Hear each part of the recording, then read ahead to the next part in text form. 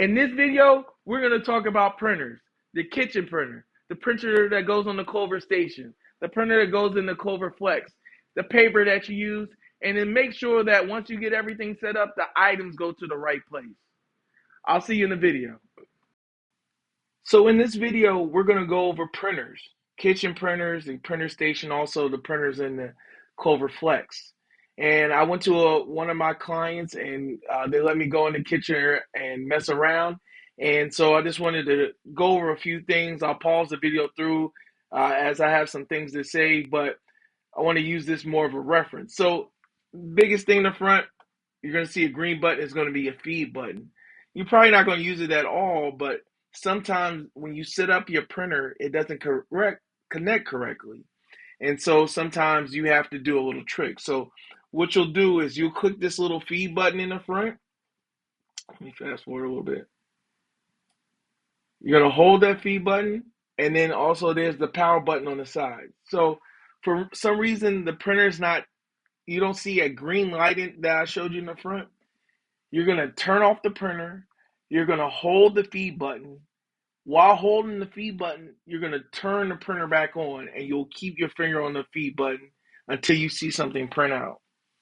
When it prints out, you're looking for an IP number, and the IP number is the number associated with this printer.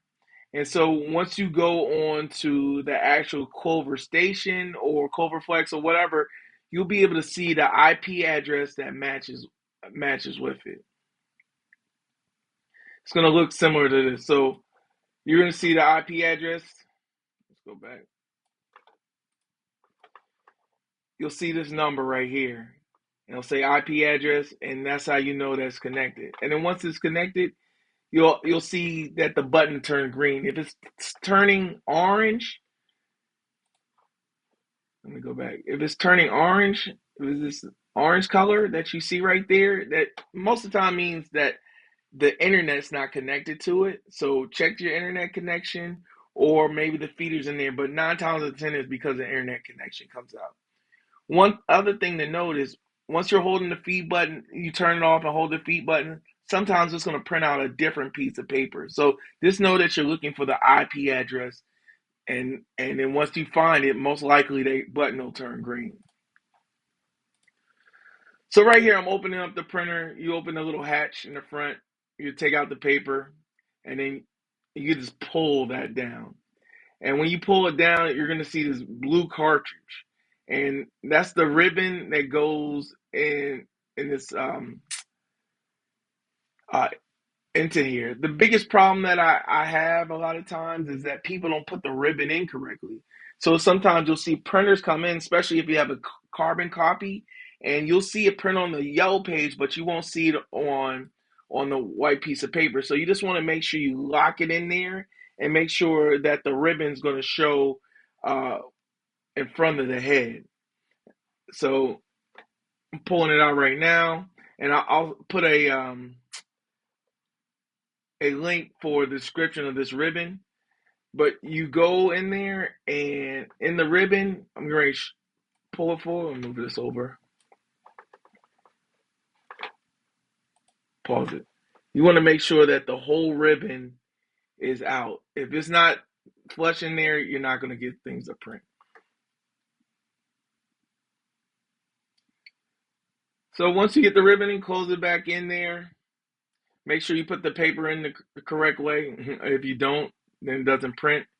And then pretty easy. The thing about the Clover is that all of them go the same way. So from the bottom, just like I would say how you would do toilet paper. Then you would fasten it down. You're gonna see in the video I didn't do the best job. So just know I do this all the time, and you might mess up yourself. But straighten it up. Don't pull it. The feeder will come out and it'll rip automatically. So this is the paper you're going to apply. This is 2-ply paper. Here's the dimension on there. I also have a link so you can get to that pretty easy. Next thing is the printers that go with the Clover station. So it's pretty simple. You can pull it over. There's going to be this little green button. You're going to push that green button to open this little black case right here. You just gently pull it up. I just took the paper out so you can see it.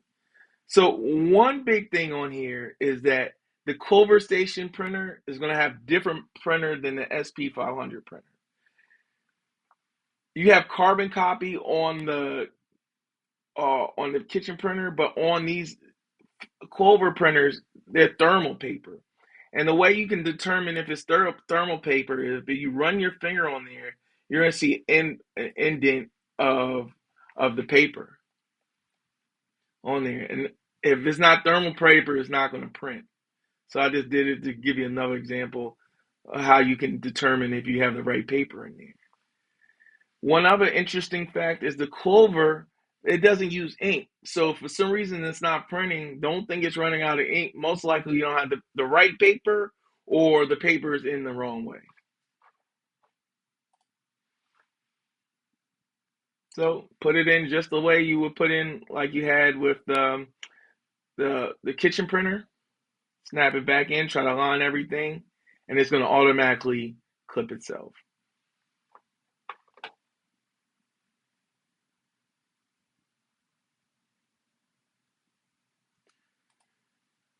This is the Clover Flex paper. I'll have a link down there too. And it's pretty easy. Next one is for the Clover Flex. So same thermal paper, but the roll's a little smaller. So you can't necessarily use the roll that you use with the Clover Flex. With the Clover Station, you have to use a different one. So you just pull it from the bottom. You go pop that open. Paper comes out pretty easy. And it's the same kind of way that you would do the other two. Put it back in there.